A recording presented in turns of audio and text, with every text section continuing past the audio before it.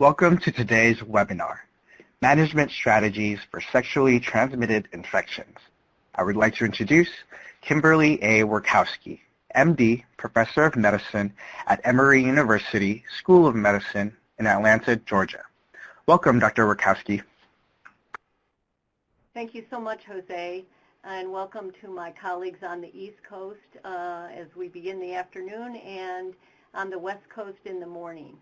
I want to remind everybody to verify your attendance. I think most of you have done that. Put your full name and your institution in the chat box. That will be helpful for claiming credits and verifying your attendance. If you need to update your account on IAS-USA, please log into your account and you can get some more information on the website there. This presentation today is associated with CME credits, and you can get that. Physicians can get CME credits as well as nursing and pharmacy credits are also available as part of this webinar. Grant support for this webinar, we want to thank our supporters, Gilead, Merck, ViiV, and Janssen. For navigating this webinar, we're going to have some poll questions for you, and you can choose your response from the poll, not in the chat box. If you have some questions for me during the webinar, you can put them in the chat box. I'll try to get to as many of them as I can. I want to thank everybody for the questions that you sent in advance. I've read all of them, and I'll try to incorporate them as much as I can into the talk. Even though I'm with you for a little bit more than an hour today, unfortunately, I'm not going to have a chance to answer all the questions that you had, and many of the questions were very, very good. So I'm trying to incorporate some of them into the talk. And unfortunately, I can't cover every sexually transmitted disease or infection. What I've tried to do is give you the highlights of what we think is most important and give you some management strategies and give you some of the updates that are occurring in the United States. So first, before we begin, I would like to know which geographic region you are viewing this webinar. So please vote on the poll.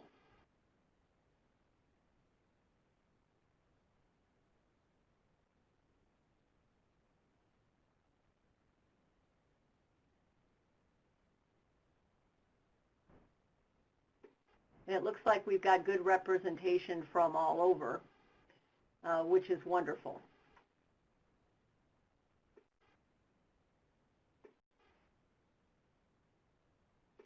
Next, if you could rate your level of experience in the medical management of HIV infection, with number 1 being a novice and number 5 being an expert.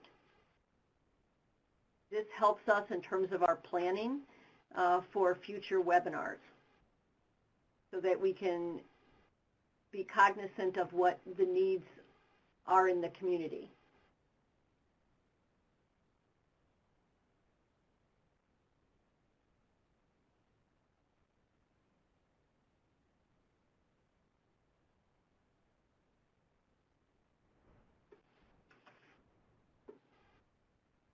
Okay, great.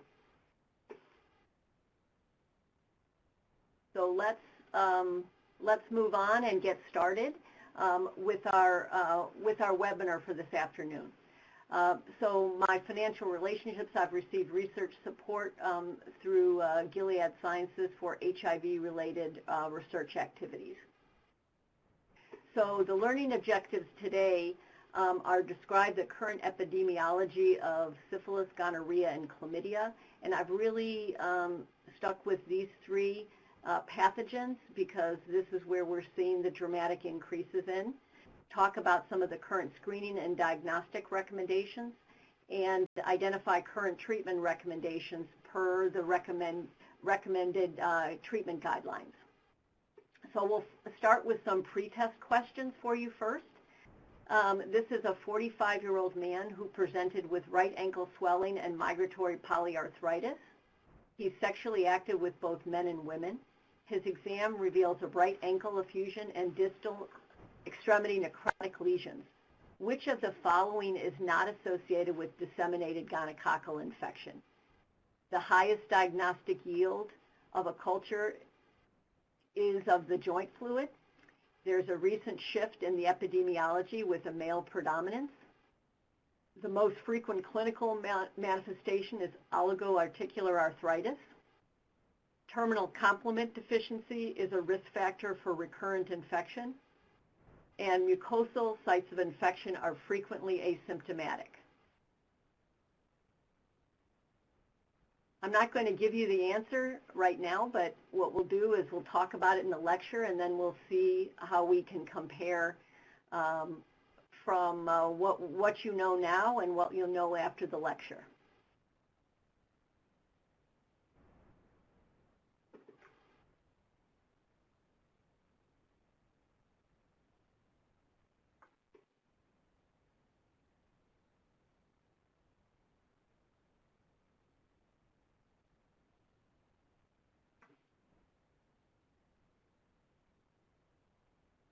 Okay, our second question for you is an 18-year-old man presents to your clinic with rectal pain and purulent discharge.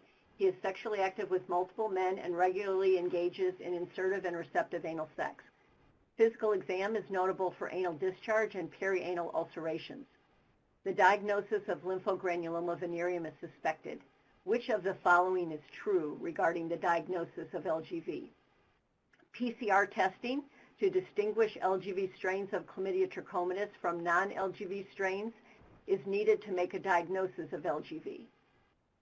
Number 2, Chlamydia trichomonas serology is necessary to establish a diagnosis of lymphogranuloma venereum. Number 3, detection of Chlamydia trichomonas infection by rectal nucleic acid amplification test with a compatible clinical presentation should be treated for LGV. And number 4, LGV rectal infection is always symptomatic.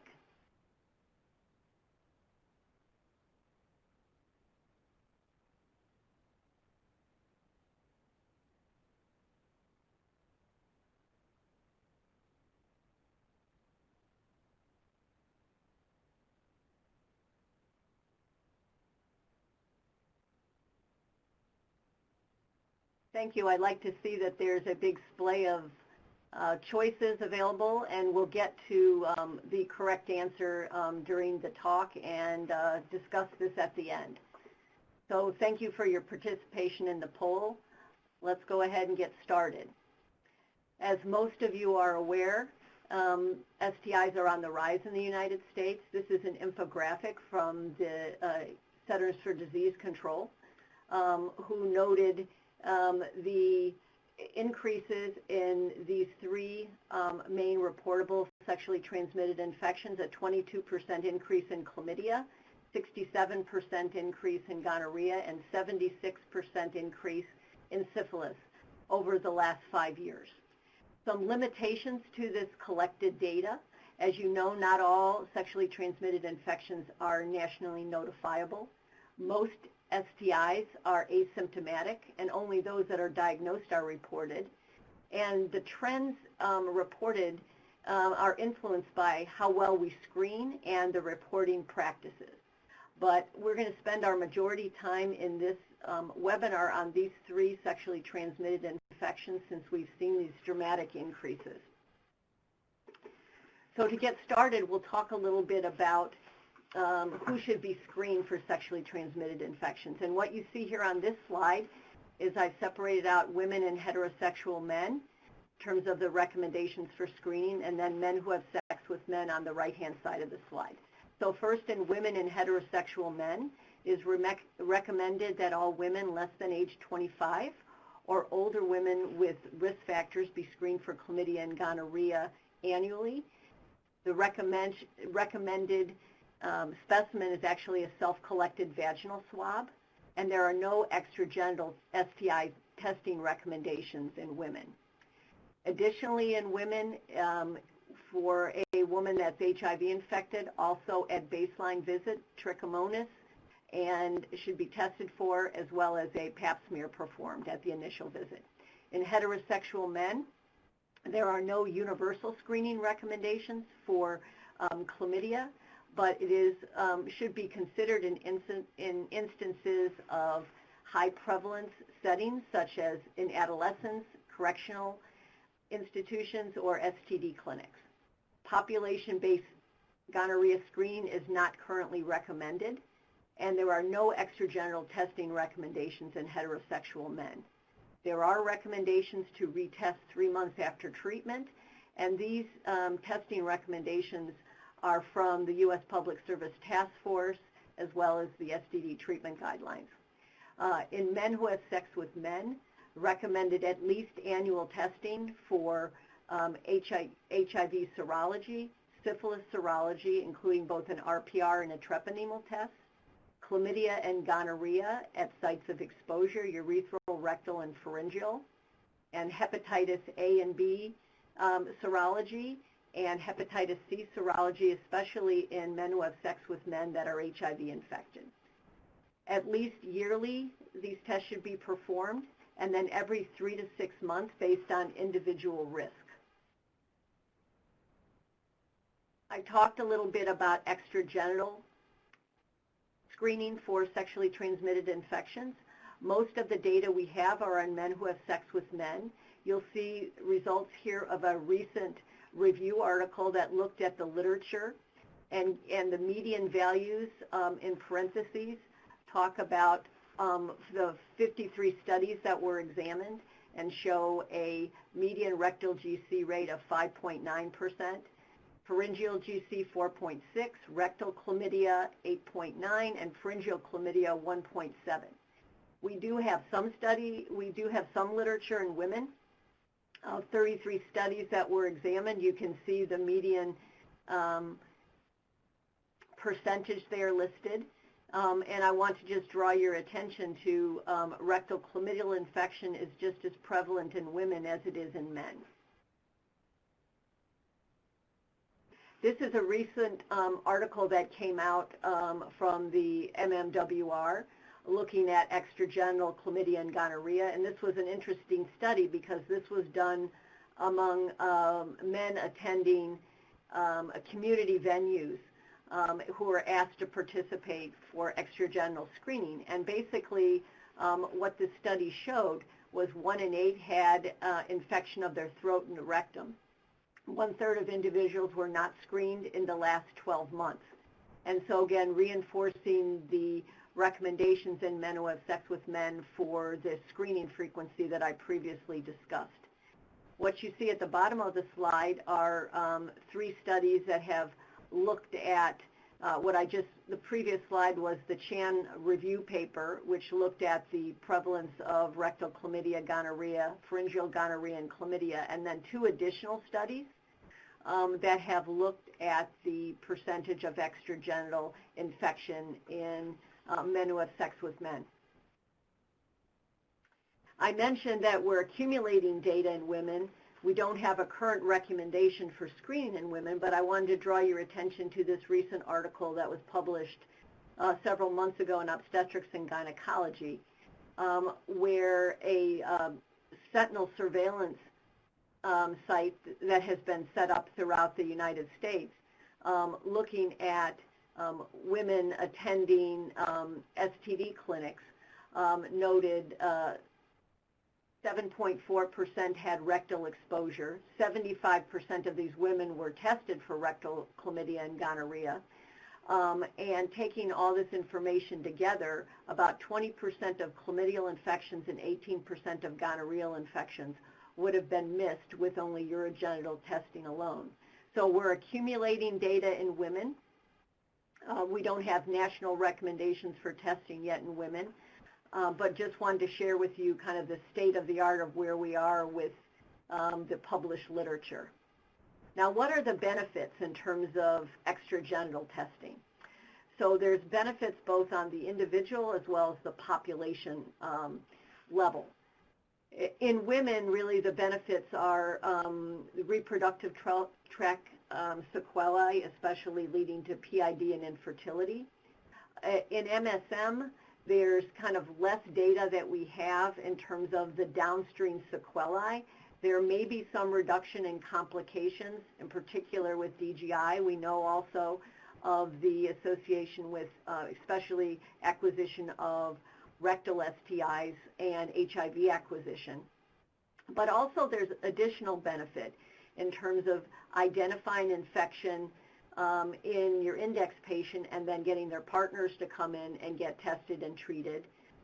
Sometimes there is underlying issues regarding mental health, substance abuse, especially in individuals that continue to have repeated episodes of sexually transmitted infections. And then we'll talk in a little bit about PrEP. What about the benefits on the population level? To eliminate asymptomatic infection, to reduce ongoing transmission, the increasing concern of the pharynx as a reservoir for antimicrobial-resistant gonorrhea. However, there's very limited evidence of a population benefit in men who have sex with men. And so I should really refer you to this wonderful article that was recently in the journal Sexually Transmitted Infection, and then there was a nice editorial as well, talking about the benefits of the individual or population-based benefits of extragenital screening. This was an important paper in AIDS behavior a couple of years ago, and I wanted to bring it up regarding adverse childhood experiences and risk of HIV-STI acquisition. And what you see on your left, there's two different models looking at adverse childhood experiences and how that could potentially influence the risk of HIV-STI acquisition. Things such as neglect, physical or psychological abuse, sexual abuse, can all relate to underlying PTSD, depression, substance abuse disorder, or early sexual debut, and as well as intimate partner violence, all which can feed into the potential risk for HIV-STIs. And so I think it's a really important article to think about, especially when we're dealing with some individuals that continue to have repeated episodes of sexually transmitted infections, to really delve deep and get these individuals potentially some help that they may need in terms of trying to deal with underlying problems. Next, I just wanted to talk a little bit before we go into the STIs about PrEP and a meta-analysis that was recently published looking at the effect of PrEP on STIs among MSM. And what was noted in this meta-analysis was a significant increase in any rectal STI diagnosis and significant increase as well in rectal chlamydia and increasing STI rates in more recent studies. This was a recent paper that was published in JAMA showing the association of HIV pre-exposure prophylaxis and incidence of STIs. And there appeared to be a difference in terms of, in this Australian study, of where these STIs really occurred. Most of them occurred in 71% saw an increase in STI incidence among those that were naive to PrEP and were just starting PrEP. And during the concert of the study, there was a 13% increase in STI incidence among those that were PrEP experienced. Knowing that all these patients had frequent clinic visits and screening was much more frequent, there was still, after adjusting for screening frequency, there was still an increase in STI incidence that increased 12% after enrollment. This abstract was presented at CROI last year and talked about partners versus condom use and what was driving STI rates in this community-based demonstration project that was held in New York City.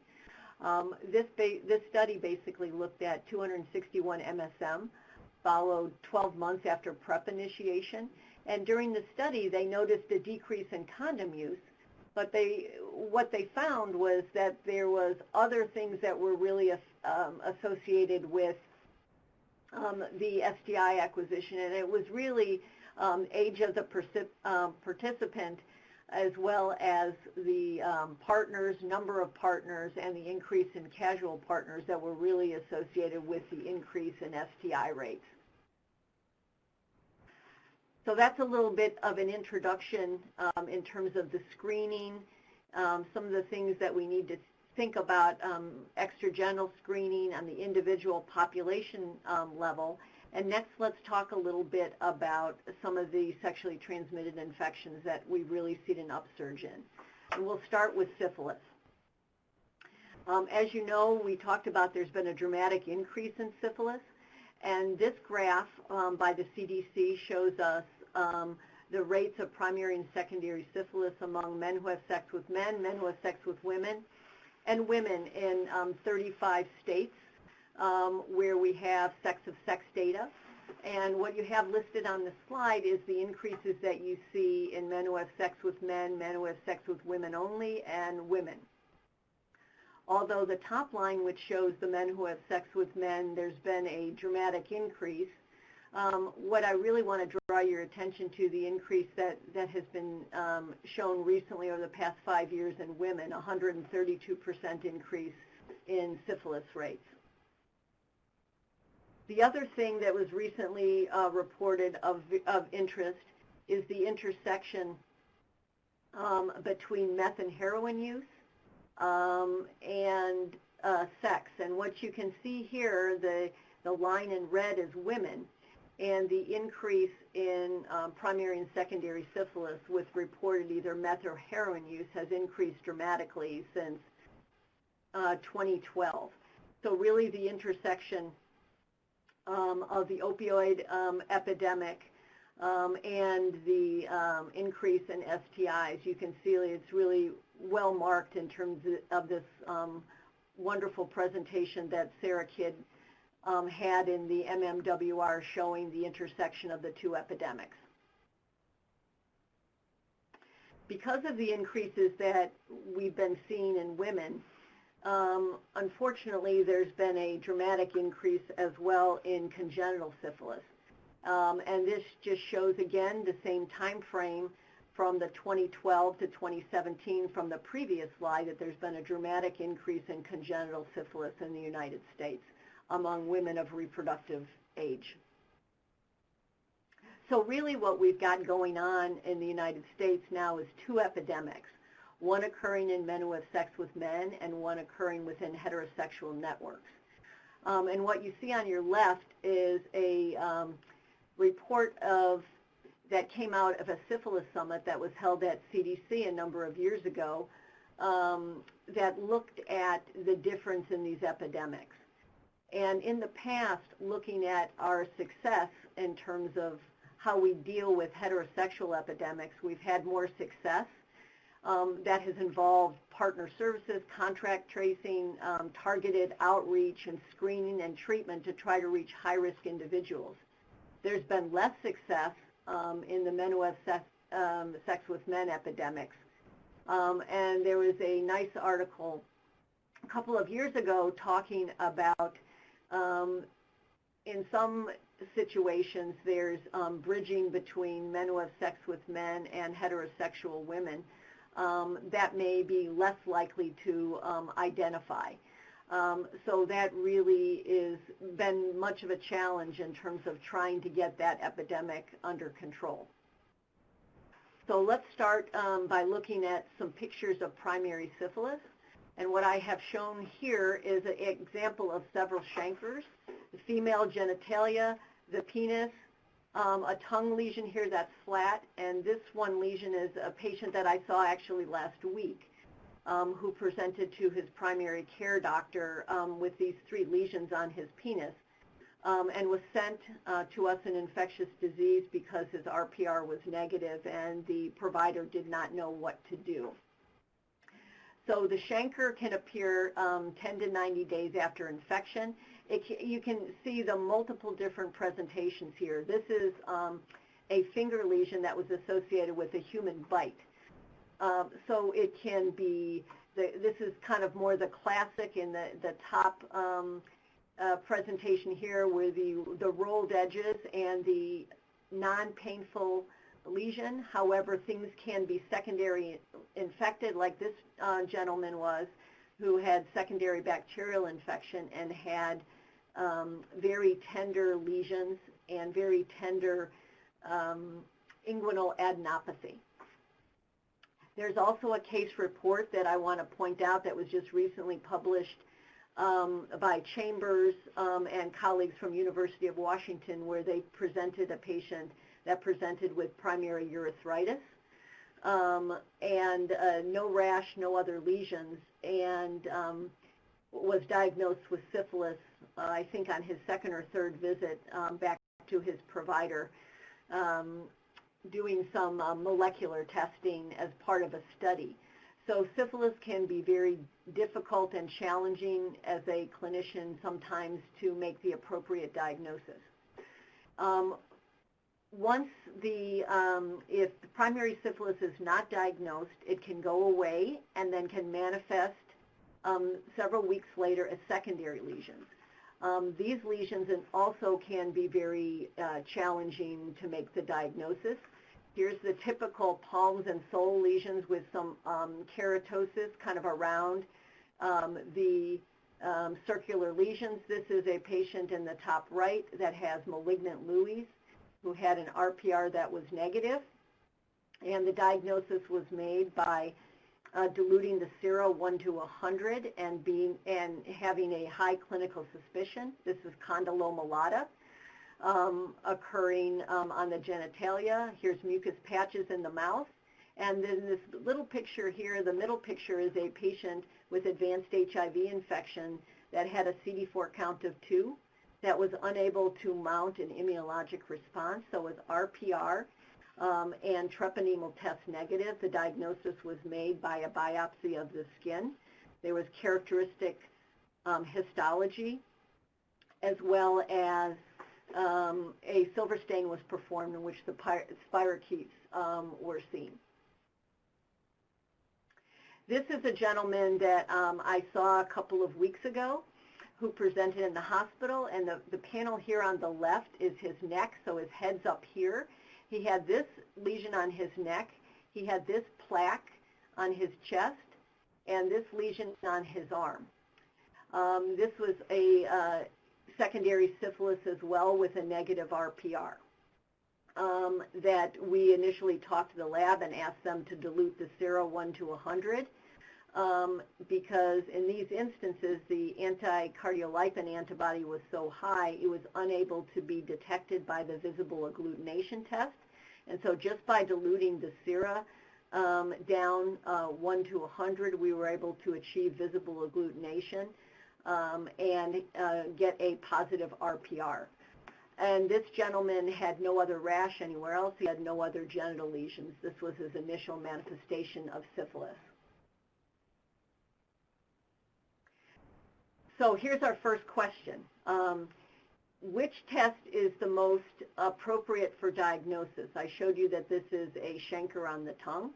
So how would, what test would you think would be the best to make this diagnosis? A DFA on that ulcer, an RPR, a treponemal EIA, or dark field microscopy?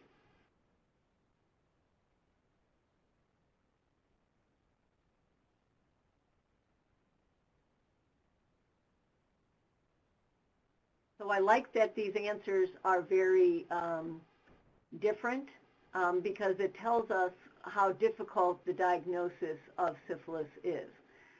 So the difficulty with the diagnosis in this instance, we don't recommend dark field microscopy for the mouth because there are non-pathogenic treponemes that are in our mouth and in our GI tract.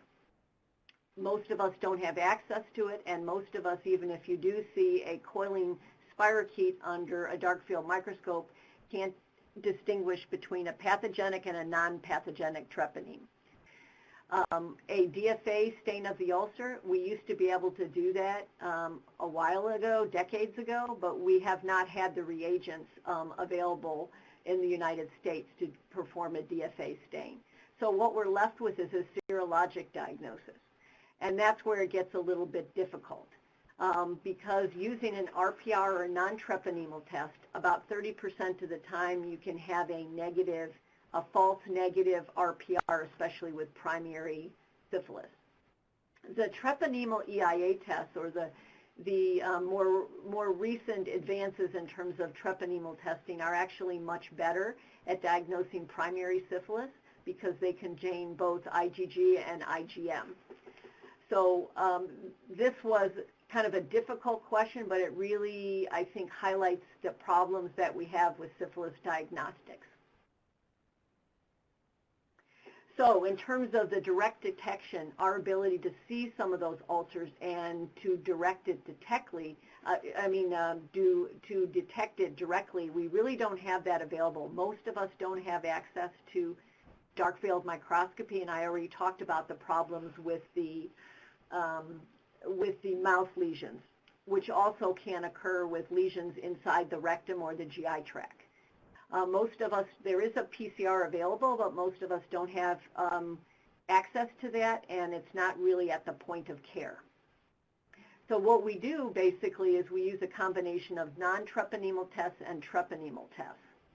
And I'm going to talk to you a little bit about the difficulty that we have with the current serologic tests. So these are the traditional algorithms that we use, either what we call the so-called traditional algorithm, where we screen with a non-treponemal test and followed by a treponemal test. The problems with these is that you can miss early infection like we just talked about, and then I have for you here on the left-hand side of the slide what the sensitivity is of the RPR for primary, secondary, early latent, and tertiary. So in particular, the case I just showed you with primary disease, you can have that false negative test. So you have to have a high index of suspicion, and you have to also perform a treponemal test at the same time. So this is the traditional algorithm where we would screen with an RPR followed by a treponemal test. However, in some parts of the country, in some labs, they're screening with a treponemal test first. This is an EIA or a CIA test, treponemal test. If it's positive, then you go on to do a quantitative RPR. As I mentioned before, one of the benefits, it will detect primary infection. It requires an RPR to say that you've got active infection because it will also detect previous infection from a syphilis infection in the past. And there's also false positive tests, excuse me, also associated with this.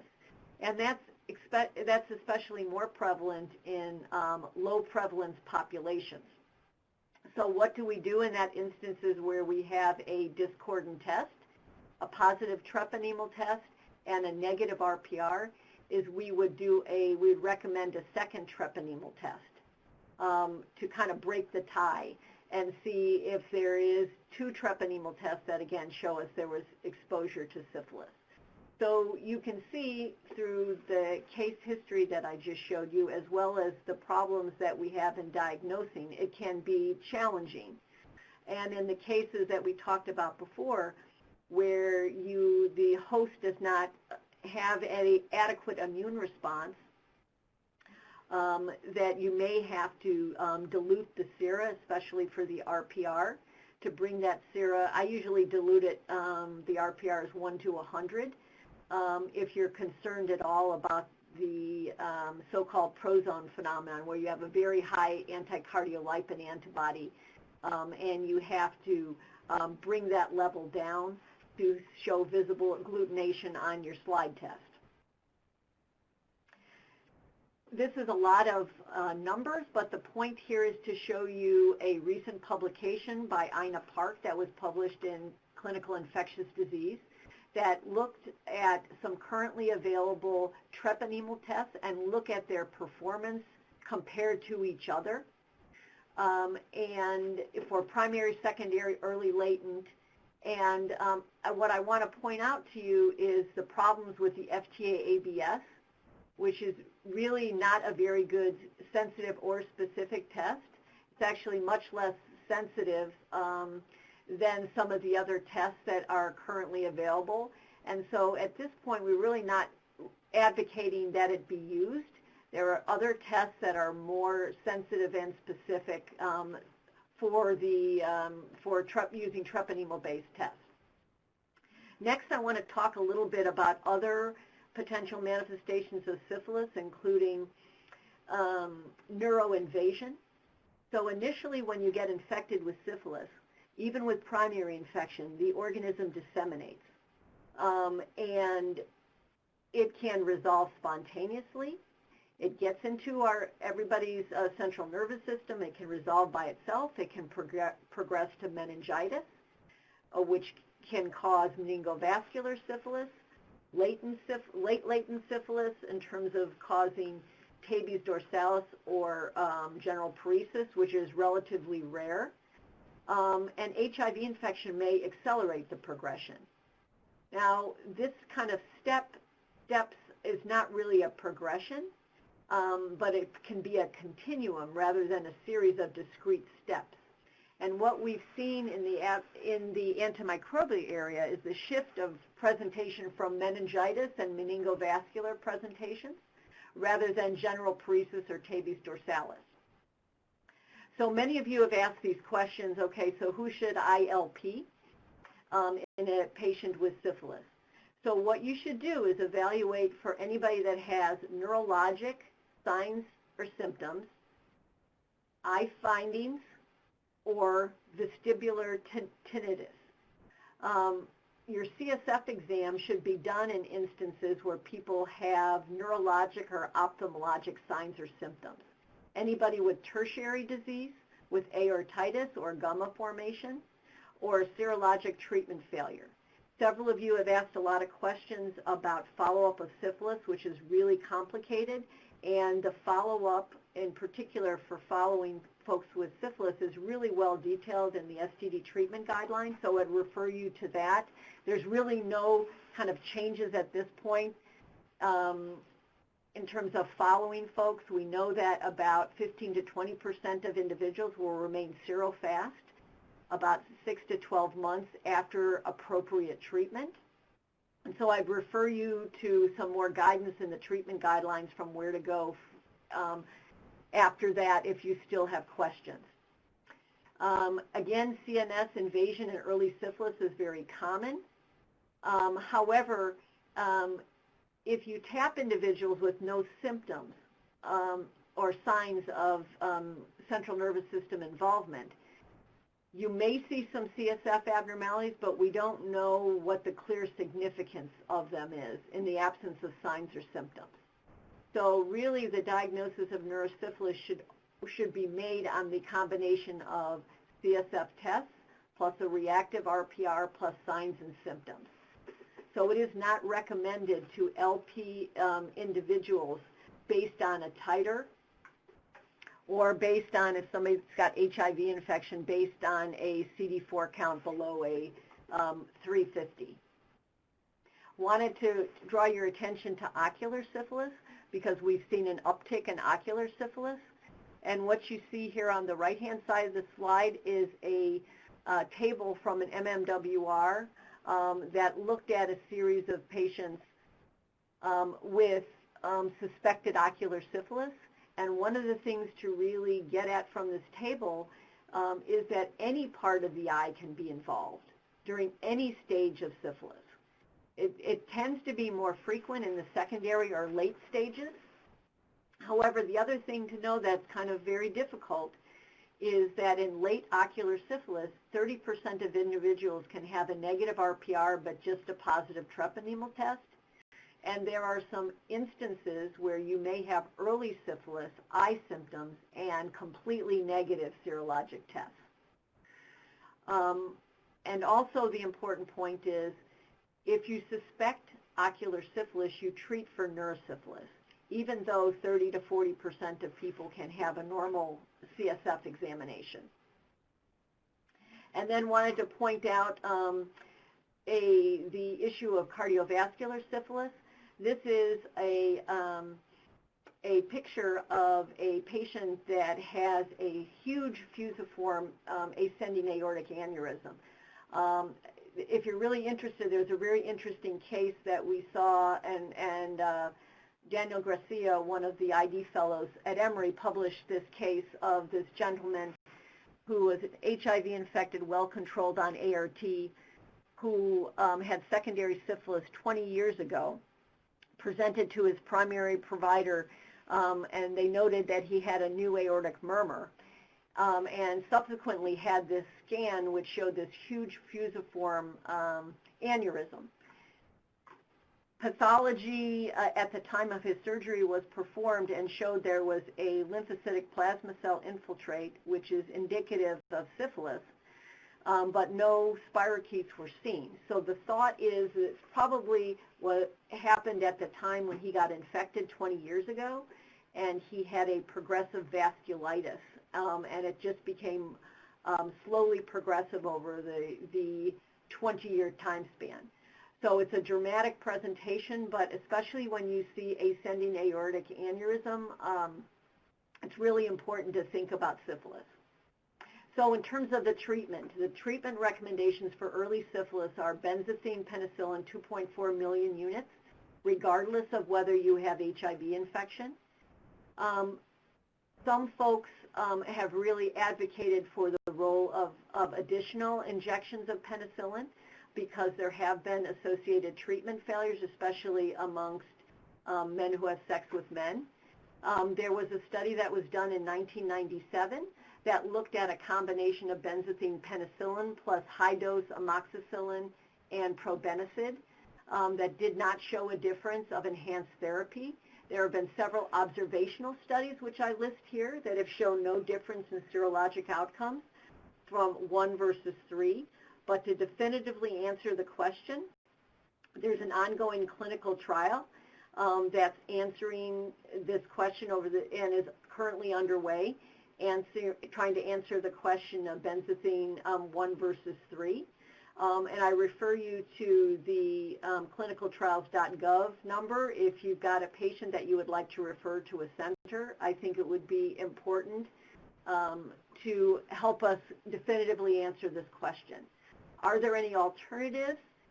Doxycycline is effective, 100 milligrams twice a day for 14 days for early syphilis. Ceftriaxone, there's some data from years and decades ago that shows it is active, but we don't know what the optimal dose and duration is. What I have for you on the right-hand side of the slide is a recent trial that has looked at prevention in terms of using doxyprep for STIs because of the high incidence of sexually transmitted infections. And what this study basically showed was there's a dramatic decrease in both syphilis and chlamydia, but no change in gonorrhea probably because of the baseline tetracycline resistance that we see in gonorrhea. So this was kind of an interesting concept. I don't think we're there yet in terms of recommending a large-scale use of doxycycline prophylaxis, but it was an interesting observation, and more studies are currently looking into this approach. Next, we want to move to urethritis cervicitis. What you see is a gram stain with a lot of white blood cells. So in terms of the presentation to the provider, in a man would basically consist of dysuria, urethral discharge. In a woman, it could be cervical discharge or dyspareunia. I list for you here the common organisms that have been associated with urethritis and cervicitis. One of the things to really point out, we don't have really good, people ask about this all the time, is ureaplasma urolyticum. There are different biovars of this organism, and it's kind of unclear whether there's a true association or really an association with sexual behavior and partners, because it is associated with colonization in terms of the genitourinary tract with an increased amount of partners. And then about a third of the time, we don't know what the cause is. We can't find an organism. A couple of mentions about chlamydia. Again, it's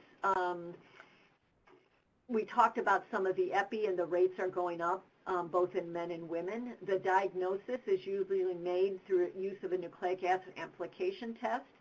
The optimal specimen in women is through the use of vaginal swabs. In men, it's first catch urine. One other thing to mention is that there's FDA approval for these sites, but not for the rectal and pharyngeal testing. And so to do that testing, you need to use a test that's been validated. Most of the commercial laboratories, Quest and LabCorp, have validated their protocols, so you're good to use those through Quest and LabCorp.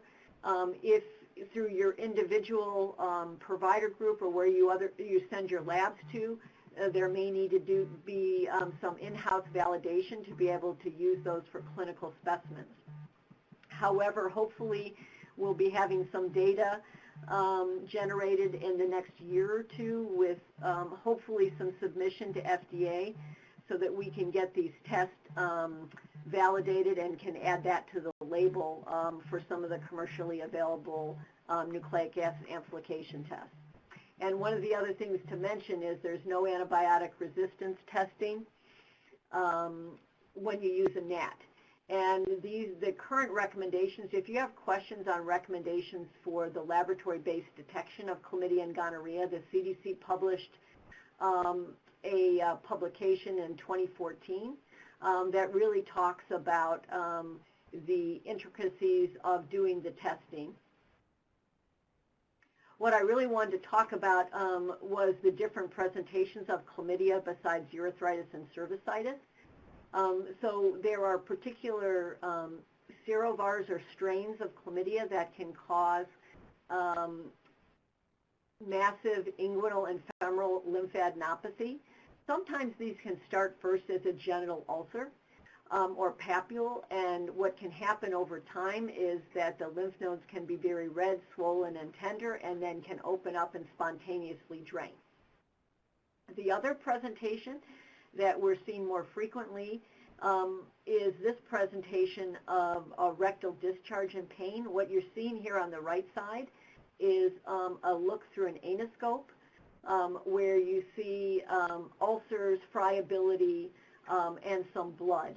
And this kind of presentation is actually much more common now than the inguinal presentation of lymphogranuloma venereum. It is seen in individuals with receptive anal intercourse, either men who have sex with men or women. The diagnosis is made by doing a swab inside the rectum for Chlamydia trichomonas. If you've got a patient that presents with these kind of clinical symptoms that we talked about, and you have a positive test for chlamydia, the recommendation is to treat them empirically for Chlamydia trichomonas LGV strain for a longer duration of therapy, because the definitive diagnosis by genotyping may not be back in time. It may take several weeks to get back, and you need to get the patients treated for the appropriate duration of therapy. Also wanted to mention, if there's perianal ulcers around the rectum, to also think about herpes as a potential for causing this syndrome as well. There was a cluster of lymphogranuloma venereum among men who have sex with men in Michigan several years ago. This occurred in an HIV clinic. You can see that most of these infections were confirmed by CDC. Two of them actually presented without proctitis or lymphadenopathy as just penile ulcers, and a lot of them had other concomitant infections. What I show on the right side of the slide is also there's several case reports in the literature of ulcers on the tongue that can present as LGV. So any kind of ulcers that you see, whether it be on the tongue or the genitalia, you should also think of LGV, which can present as an ulcer. So the conundrum with chlamydia, and I think a lot of you ask these questions as well, what should we do about treatment? So what you see on the left is 3 RCTs that were done in non-gonococcal urethritis, started back from 1990, 2011, and 2013. And what you see here is that the decreased effectiveness of azithromycin over time. This was not kind of really powered to answer that question, but this, based with several other retrospective studies, have given us some question about whether doxy is a better drug for chlamydia than azithromycin is. And in fact, a meta-analysis was done by Fabian Kong from Australia a couple of years ago that showed, yes, there appeared to be a difference in treatment effectiveness in doxy over azithromycin, both for urogenital infection as well as symptomatic urethral infection. So there's 3 now ongoing RCTs in asymptomatic infection occurring in the US, the UK, and Australia to try to answer this question in asymptomatic chlamydial infection. Which is the better drug? So we need this head-to-head comparison to help us answer this question. For LGV, as I mentioned before, the treatment duration is 21 days. There is one paper in the literature looking at short course of therapy that appeared to be effective, but as per the most recent STD treatment recommendations, the treatment duration should be 21 days. And again, to remind you that anybody with chlamydial or gonorrheal infection should be retested in 3 months because of the increased risk of reinfection. So next, let's move to gonorrhea and talk about the different clinical manifestations in both men and women, as well as infants. Excuse me, larger number of infections that it can cause. We'll talk a little bit about disseminated gonorrhea, since you may not have seen that kind of clinical presentation, and there's a difference in the epidemiology. In terms of women, it can cause asymptomatic infection as well as cervicitis, PID, urethritis, and again, disseminated gonococcal infection. And in infants, it can cause a serious eye infection causing neonatal ophthalmia, which can lead to blindness. So here's our second question regarding disseminated gonorrhea. And again, thinking about one of our pretest questions. Again, this is somebody that I saw on consult about 8 months ago. She was a 23-year-old woman, gravida 4, para 1. She was admitted to the OB service for ankle swelling, pain, migratory polyarthritis, and had a skin lesion. So what was the best method for us to diagnose this woman as disseminated gonorrhea? Aspiration of her ankle, a blood culture, a lesion aspiration, or a vaginal swab?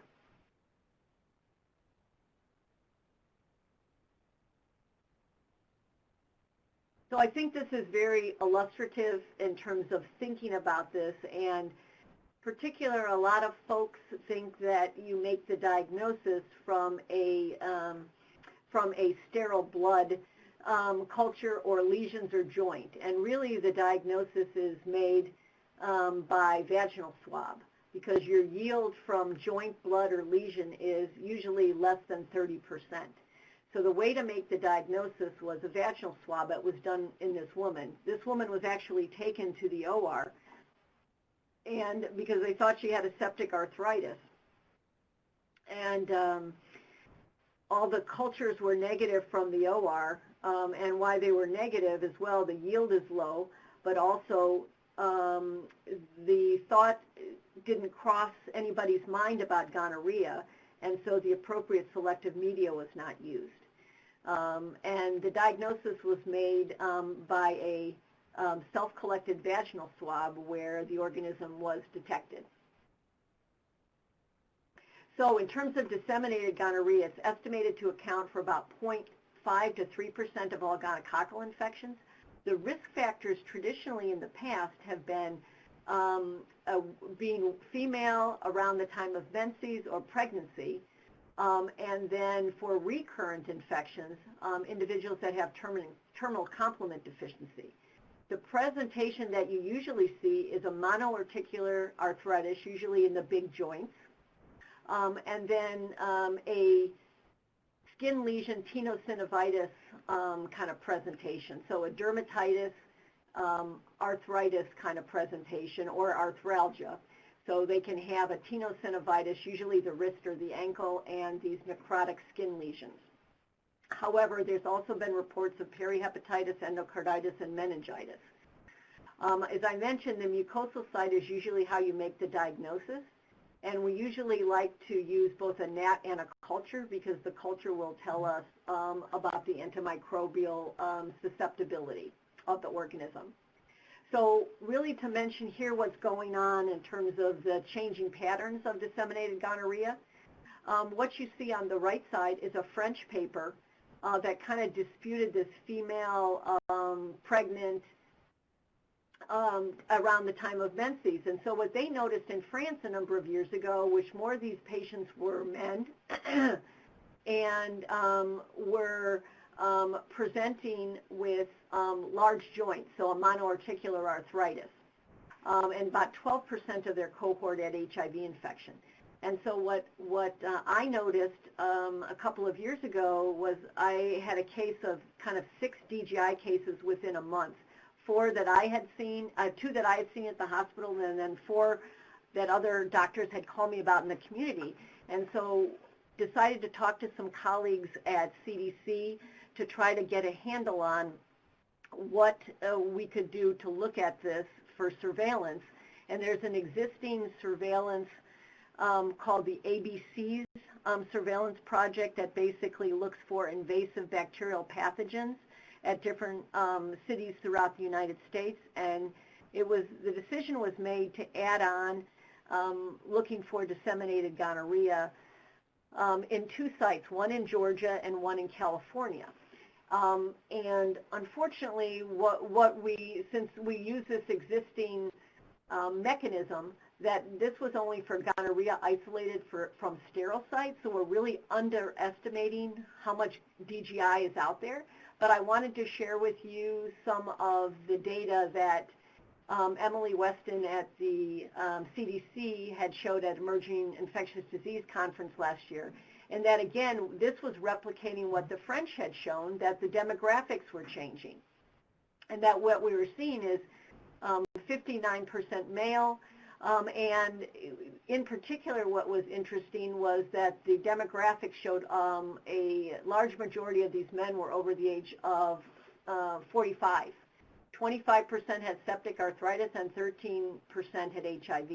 This is, as I mentioned, this is probably an underestimate of the true burden, as the surveillance area is only about 4% of the U.S. population. But again, showing a very interesting presentation. And I think the other interesting thing about this is we're collecting the isolates to do whole genome sequencing to see what's different about these organisms than organisms that do not disseminate. Also wanted to mention this, there's been increasing reports. You've heard about this drug eculizumab that is used. It's a monoclonal C5 antibody that's approved for PNH and aplastic anemia. It basically causes dysregulation of terminal complement activation. Wanted to mention it because what was noticed was that people, again, that have terminal complement deficiency, that has an increased risk with severe complications from encapsulated bacteria. And it was well known that there was an increased risk of meningococcal disease. And in fact, these people are recommended to get Menactra. But wanted to draw your attention to now, there's been several case reports in the literature of DGI infections associated with this monoclonal antibody, and there was a recent case report by the FDA adverse reporting system that had 9 additional cases in the literature of disseminated gonorrhea associated with eculizumab. Next, in terms of where we are going with treatment, so this just gives you an idea over the last 17 years with the increase in antimicrobial resistance to multiple antimicrobials. And I want to point out the dark line on top here is tetracycline resistance. So despite not recommending tetracyclines for decades, we still have a 20 to 30% prevalence of tetracycline resistance. So kind of every antibiotic that we have recommended for decades has increasingly developed resistance to our recommended treatment for gonorrhea. So as you know, our current recommended treatment for gonorrhea is a combination of azithromycin and ceftriaxone. I show here a graph from the gonococcal isolate surveillance project through CDC that has been monitoring antimicrobial resistance since the 1980s, and wanted to show you what the initial concern was in the end of around 2010, 2012. There was, as you can see by the blue box, you started to see an increase in suffixeme MICs. So at that time, there was concern about what we could do to potentially mitigate this rise in cephalosporin resistance. And so the thought was to combine two agents, increase the dose of ceftriaxone, but combine another drug, azithromycin, to theoretically decrease the emergence of resistance. What's happened is that you can see that the suffixeme MICs have gone down, but over the past number of years, azithromycin has really gone up. And what I list for you on the right-hand side of the slide is the prevalence of azithromycin resistance as men who have sex with men, men who have sex with women, and the disparity that you see there. So we're going to continue to talk about this. There's an upcoming treatment guidelines meeting where we're going to be talking about in the next couple of months, thinking about where CDC is going with treatment recommendations and what kind of decisions based on what we see based on this surveillance data. So I wanted to also show you the differences in what we recommend here in the United States versus the UK, Europe, and Japan.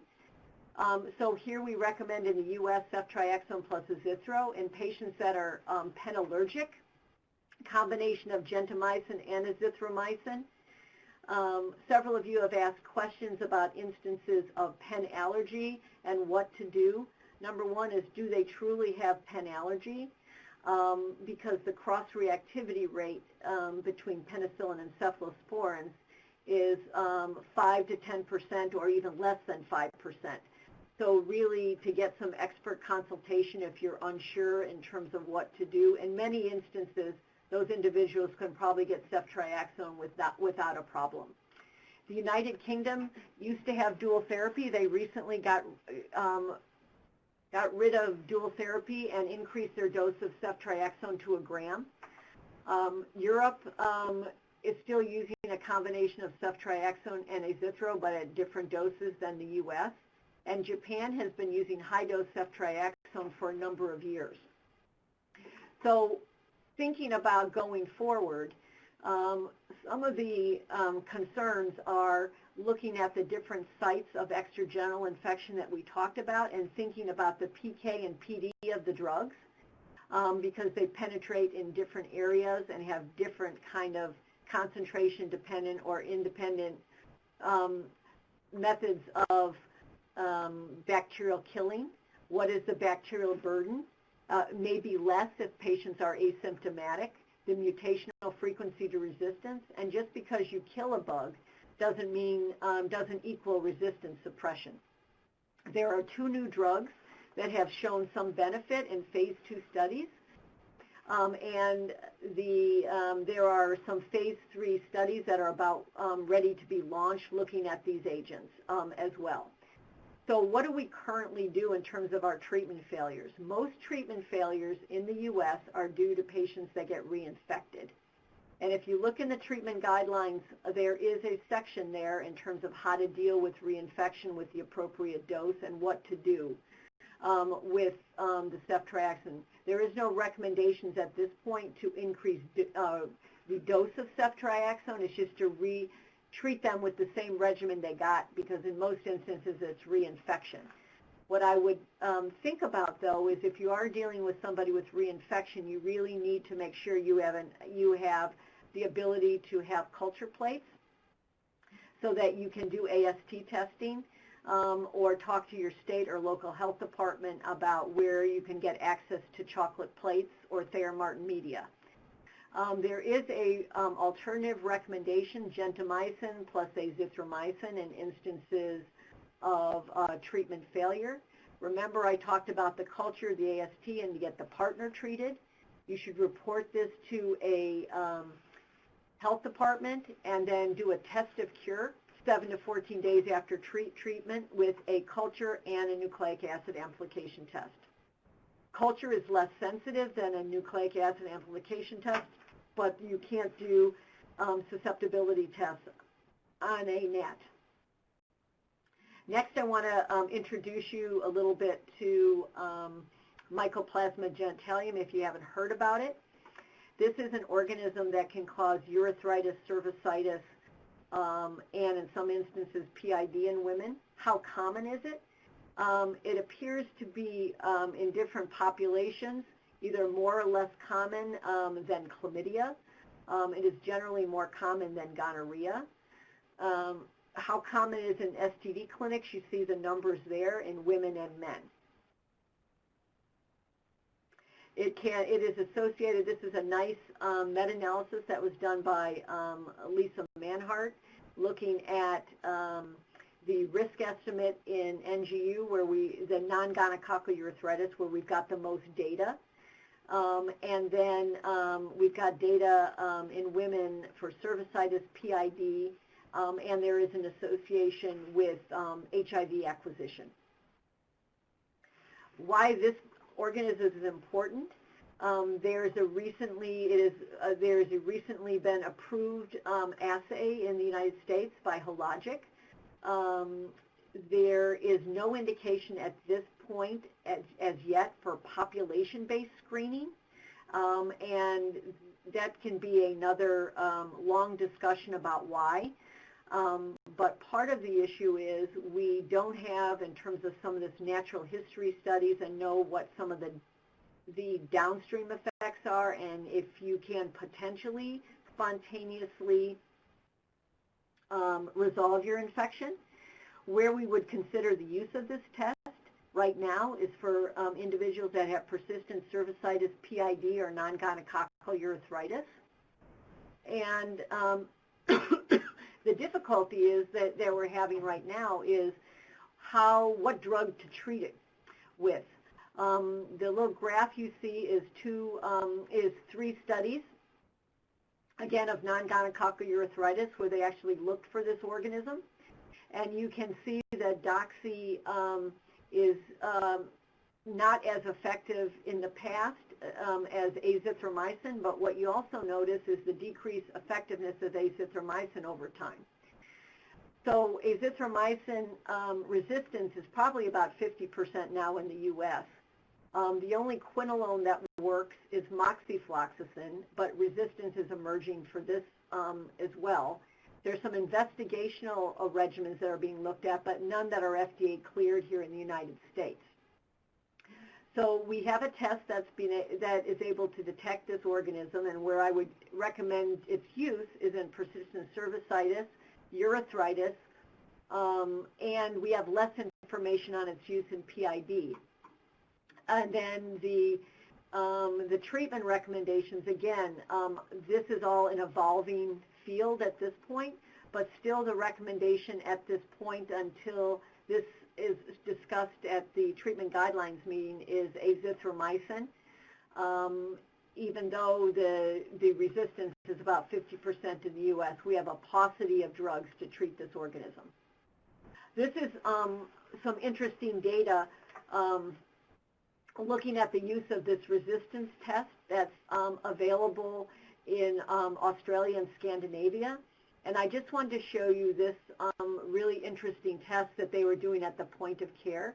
If a patient presented with symptomatic urethritis, cervicitis, or proctitis, they were given initially empiric treatment with doxy and not using azithromycin up front because of the concerns that I previously showed you about azithromycin resistance. Even though doxy is only about 30% effective, it does decrease the organism load to some degree. And then these patients underwent a resistance test that were able to detect whether or not they had macrolide resistance, which is a specific gene that looks for azithromycin resistance. And if they had Mycoplasma genitalium and if they had this macrolide resistance mutation, they were treated with citalfloxacin, which is a quinolone that's not available here in the United States. But if they had a macrolide-associated mutation, they were able to be cured with a quinolone. If they had a Mycoplasma genitalium that didn't have the macrolide mutation, they were able to be retreated with azithromycin with a acceptable cure rate. So it's very interesting if we had the ability to have a test like this available at the point of care. I can tell you that this company is looking for an FDA indication. It's my understanding that they filed with the FDA to look at this, so this may be available at some point in the U.S., but it's not currently available. The last thing I really want to talk about was HPV. This is probably our most common STI. The majority of sexually active people will become infected at least once in their lifetime. Initially, most people have no symptoms. It can cause warts. Low-risk HPV rarely causes cancer. High-risk HPV, in particular type 16 and 18, may cause anogenital and oropharyngeal cancer. However, once you get infected with high-risk HPV, most individuals will clear their infection within 2 years. The minority develops high-grade squamous intraepithelial lesions, and this kind of pre-cancer can progress to cervical cancer in about 1 in 80. Want to show you the current trends in HPV-associated cancers in the U.S. Oropharyngeal cancer is actually the most common HPV-associated cancer, and it increased 2.7% in males and 0.8% in females. And anal cancer has increased 2.1% in males and 2.9% in females. What we know about oral HPV is the prevalence increases with number of lifetime sexual partners. This paper a number of years ago by Gillison really looked at some interesting results in terms of lifetime oral sexual partners and an increased prevalence of oral HPV. Where do we go from infection and then precancerous lesions to cancer? So when we think about, this is again looking at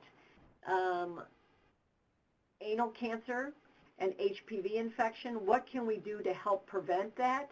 We have primary prevention tools, which I'll talk about in a second, in terms of HPV vaccination before sexual debut. However, if you do get HPV infection, the infection can progress to high-risk anal HPV, but it can clear on its own. We don't know much about what makes one person clear the infection and what makes a person progress from high-grade lesions to anal cancer.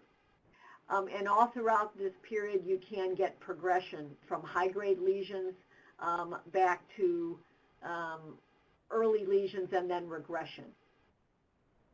We'll talk a little bit about secondary prevention, what you can do in instances of high-risk HPV. Are there ways that you can prevent the progression to high-grade lesions? There are some therapies that are available, either ablative or destructive therapies, investigational therapies, and there are some that have touted the use of HPV vaccine as a therapeutic rather than a preventative. And then tertiary prevention, screening for cancer, early diagnosis and curative things that we can do early. So does treating high-risk HPV really prevent anal cancer? So we don't have really at this point good natural history studies, and hopefully that will be informed by this ongoing anchor study, which is an assessment of anal high-grade lesions and whether or not you can show reduction in anal cancer in HIV-infected men and women versus active monitoring. This is a study that's recruiting over 5,000 men and women worldwide with 5-year follow-up with an estimated completion date in 2022. The ablative therapies that are being looked at are infrared anticoagulation, electrocautery, and a caustic agent to try to ablate the tissue that contains the HPV. So hopefully we'll have some answers in the next several years. Wanted to just talk a little bit about the HPV vaccine. The nanovalent vaccine, which is currently available, contains the high-risk types, 16 and 18, as well as the types that are associated with anal, genital warts. It's FDA approved to prevent warts, cervical, vulvar, vaginal, and anal cancer. 2 doses for males and females aged 9 to 14. And if you're past age 14, 3 doses for males and females, and the FDA has now approved up to age 45. Immunocompromised patients still need 3 doses regardless of the age of initiation.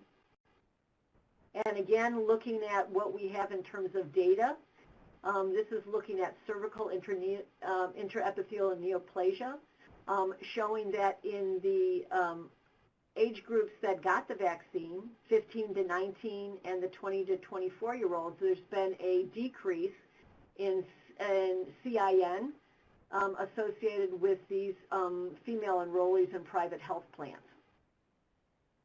And then really dramatic results from the Australians who started vaccinating in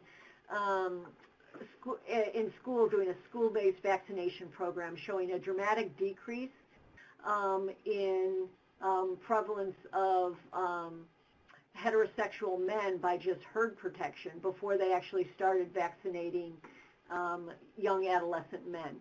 So there can be a substantial protection that's associated with vaccination pre-sexual debut. And there's documentation as of several years ago about its vaccine efficacy in terms of preventing anal cancer in gay and bisexual men. Also in oral cancer, this is some re-examination of the data looking at prevention of oral cancer and HPV infection with the use of vaccine. So again, stressing the use of the vaccine, our vaccination rates are dismally low and something that has such a dramatic influence on cancer prevention. Last STD really to talk about is Trichomonas. The epidemiology of Trich is that it's one of our most common STIs worldwide. And what you see on the left is its prevalence depending on what kind of patient population you look at. There's a big male-female disparity. When we look at it, it's much more common in non-Hispanic blacks than other races. And it, people always ask about, well, how common it is in males. So it's actually it's uncommon in males, and it really doesn't occur in men who have sex with men. It really occurs in men who have sex with women, and there's an association with smoking, herpes, age in early sex, and more lifetime sexual partners. There is an association with an increased risk of HIV acquisition with Trichomonas, and this is the typical what you may see, the discharge, the foamy discharge, and what you see here on the right is the so-called strawberry cervix. When you see it, the punctated vascular lesions that you would see associated with Trichomonas. Screening is recommended in symptomatic individuals and women that present with vaginal discharge, or men with persistent non-gonococcal urethritis, and men that have sex with women. For asymptomatic screening, it's only recommended in women with HIV infection, and you can consider in high prevalence settings such as correctional STD clinics, and you really need to know what the local epidemiology is. The recommendations are metronidazole, 2 grams in HIV infected, and 500 milligrams twice a day in individuals that have HIV infection. However, there's accumulating data that metronidazole may be more effective in a BID dose for 7 days in HIV-infected individuals as well, so more information to come. I suspect there may be some changes coming in terms of treatment recommendations. And there are clinical treatment failures that we see. Antimicrobial resistance occurs in about 5% of infections. And there are ways that we can do susceptibility testing. You would need to contact the CDC, and you can submit specimens, and they can do testing to see if the organism is resistant to the nitroimidazole. Retesting is recommended 3 months after treatment. And then there are minimal options to the nitroimidazole. There are single agents at higher dose or combination therapy that can be recommended. So really, if you get into trouble with this, recommend contacting the CDC, talking about what's going on with your patient, sending the isolate in, and getting some treatment recommendations, because it is kind of challenging to treat. So just wanted to end here and remind you that there's also sexually transmitted GI syndromes that can cause proctitis, proctocolitis, enteritis, and that there has been reports of dissemination of sexually transmitted Shigella intercontinentally associated with antimicrobial resistance. Again, reminder that the STD treatment guidelines are updated every 4 to 5 years. There is a planned update in 2020. There's going to be a meeting in several months to discuss potential changes. The other thing that's available for you as providers, on the cdc.gov website, there's some screening recommendations that are referenced in the treatment guidelines, where the recommendations come from, the kind of the primary sources. If you have particular questions about who to screen, what populations to screen. And then last, just thinking about putting this all together, the importance of a risk assessment, both behavioral and biologic, the importance of talking about number of partners, what specific sexual practices patients are engaging in, pregnancy prevention, what protection are they using for STIs, and what past infections that they had. Education and counseling of persons at risk for infection would refer you to the USPF recommendations on counseling. Prevention methods, condoms and male circumcision. We have pre-exposure vaccination that's available for hepatitis A, B, and HPV. We talked a little bit about PrEP in terms of the recommendations, and I would refer you to the PrEP recommendations for screening recs for STIs, but the recommendations are for regular STI screening, especially at extragenital sites.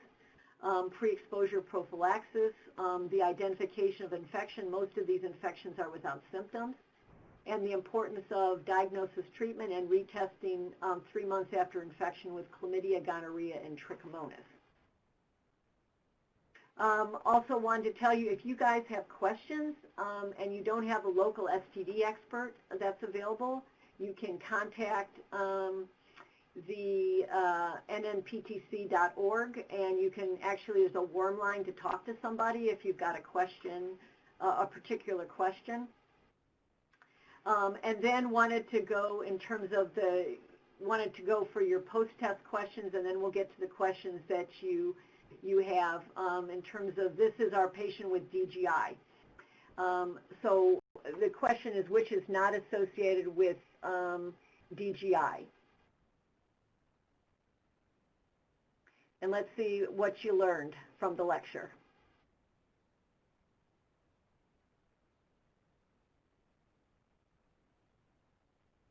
So I think you are correct. The majority is not associated. The highest yield is the culture of the joint fluid, which is correct. We may make the diagnosis on the mucosal sites, which is correct. And then the second question that we asked, the pretest question, was associated with LGV, and which of the following is true regarding LGV? How do you make the diagnosis of LGV? And here it's a little bit more challenging. And again, remember that if you've got a patient you're suspecting LGV, you treat and you wait for that test result to come back.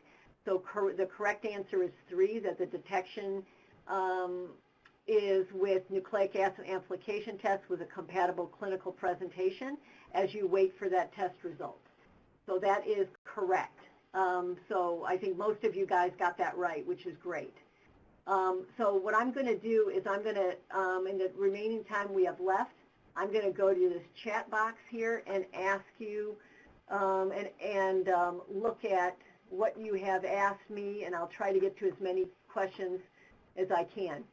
So yes, the question is regarding prophylaxis with doxy lead to an increase in resistance. Yes, that is a concern. So that is a current concern about resistance down the road. We haven't seen any resistance in syphilis. There has been some heteroresistance in chlamydia, but again, yes, we worry about resistance down the line. So again, there's a lot of folks that are very concerned about just giving chronic antibiotics. Is there evidence supporting the use of azithromycin 1 gram q week for treatment of LGV? Yes, there is. So there is some evidence, and you can look at the evidence tables that are available on the STD treatment guidelines website from the CDC. There's evidence tables. All the evidence for anything we talked about for treatment is listed in the treatment tables. That evidence, though, however, is not robust, and we have more evidence on the use of doxycycline. But I'm a little bit concerned in terms of what we talked about, what I showed you about, that we were thinking that doxy is going to be the preferred drug. So I think we're going to be navigating away from the use of azithromycin. Has there been any change to the guidelines to reflect FDA approval for HPV vaccine up to age 45? No, there is not, because the treatment guidelines are updated every 4 to 5 years. And so if there's something important that needs to be updated in the treatment guidelines, it's basically done through an MMWR. Unfortunately, it's not as simple as some of the other guidelines that are available and can be updated every 6 months. It doesn't have that process when things are in the MMWR. There are talks about trying to make it more feasible and available, but things don't change as much in the STD field as they do in, let's say, the HIV field. So it's not reflective yet either. And I know that the ACIP is talking about that. We'll be talking about that at that next meeting in terms of that age greater than 45. Tinidazole also used for the treatment of trichomonas, correct? Yes. So the issue with tinidazole, it's got a higher half-life. It's actually much more potent than metronidazole is. It's also more pricey.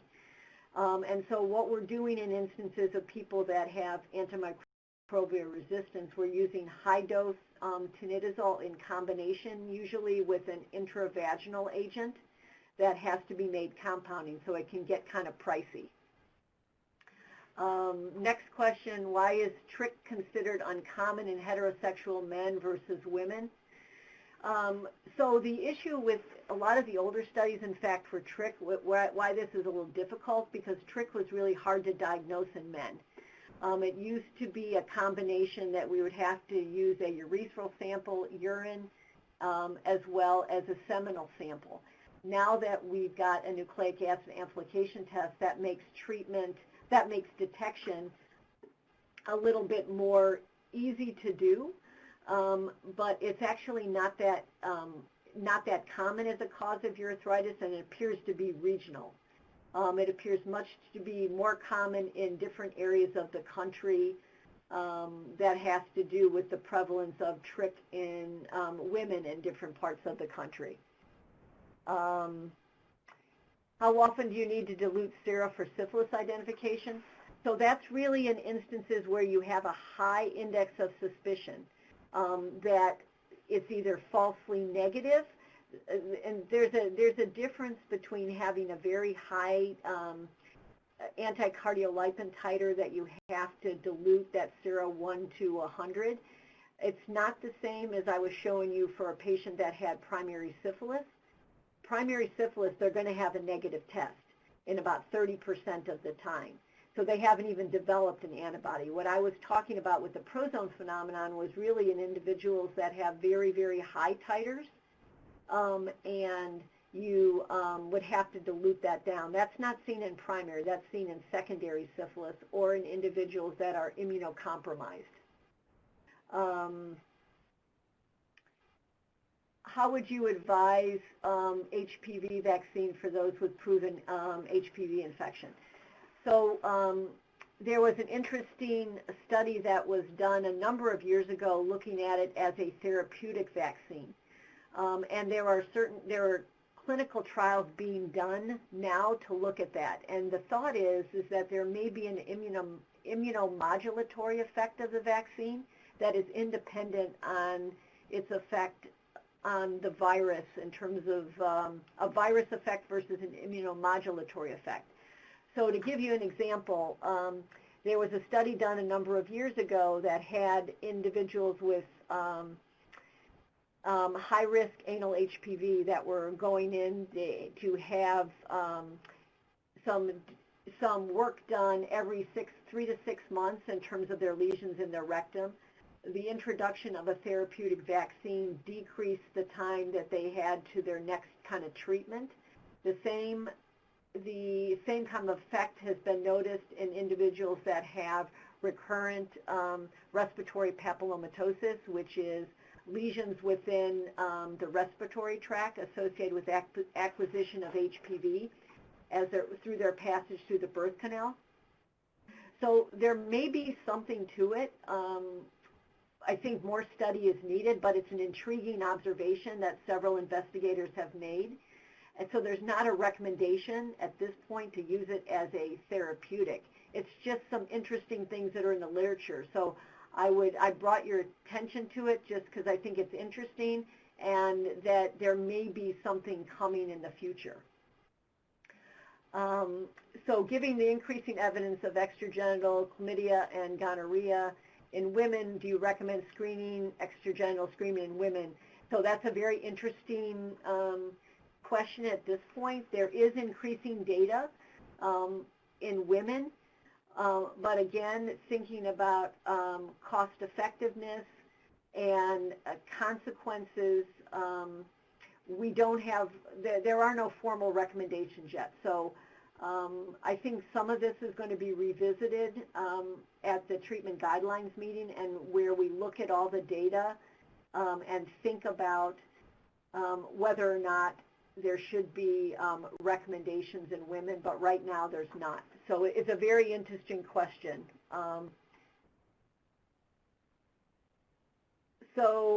If rectal chlamydia gonorrhea is prevalent in women reporting anal sex, why is the recommendation for screening over at the vaginal site alone?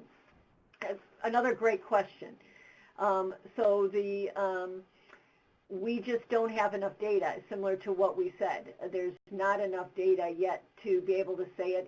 It's intriguing when we're looking at the data, and again, more of this is going to be examined in the next couple of months. So I'd ask you to hold kind of fast at this point. We just don't have enough bandwidth to make a recommendation yet. Okay, so what is the evidence that syphilis screening needs both treponema and non-treponema tests opposed to a treponema palvum EIA alone? So the issue with when you're doing an EIA alone or treponema-based test, remember you're going to pick up past infection. So in people that have had syphilis multiple times, that's not going to be helpful. Also in instances of low prevalence populations, there's an increased risk of a false positive test. So when you're using this test in a low prevalence population, it is best to be paired with an RPR. Syphilis serology is never meant to be done with only a treponemal test or only a non-treponemal test. It's a combination of tests. And so both of them have the pluses and minuses, which I mentioned before. But you're going to have to determine about the prevalence of your population and whether or not it's cost effective kind of for your institution. Okay, question is, does the CDC specifically recommend another treponemal test over the FDA for confirmation of infection? So the issue is that there are no recommendations coming out that I'm aware of from CDC saying one test is better than the other. I point you to the publication that recently was published by Ina Park, where she and her colleagues at CDC compared the FTA ABS versus a number of EIAs and CIAs. And something in that paper that a previous paper had mentioned was that showing the decreased sensitivity of the FTA ABS. So I think the consensus is moving for a number of years that test is labor intensive. It's difficult for laboratories to perform, and it's not as seamless as some of the newer automated tests. And so that is the reason why people are moving away from it, laboratories are moving away from it. And I would ask you to look at that article because it's really got the most information that I'm aware of where there's a head-to-head comparison. And then the last question, because I think we're over our time, is that why don't more GYN providers get trained on that's a great question, on HPV anal HRAs. So I was just at a meeting a couple of days ago by one of the pioneers of HRA in terms of pushing its use. And our discussion talked about the issue of performance of anal pap smears and absence of an infrastructure. So if you're going to do anal pap smears and have no availability of a infrastructure that does HRA or colorectal surgeons that are willing to follow these individuals or people to be trained, it kind of is very difficult and challenging because you're going to come back with a positive anal pap smear results and you're not going to know what to do with the results. So your question about why are more people not trained, there are not many centers kind of around the country.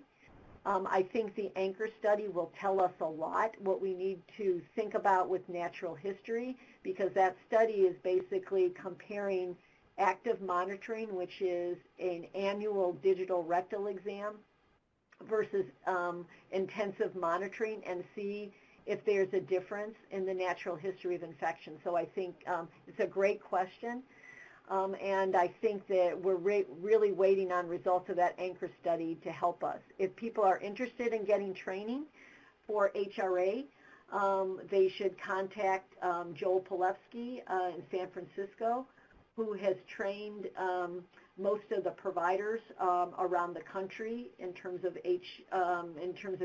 using HRA. So I want to thank everyone for their attention. I know this was a lot of material, to talk about, but I really appreciate your candid and thoughtful questions and your attention.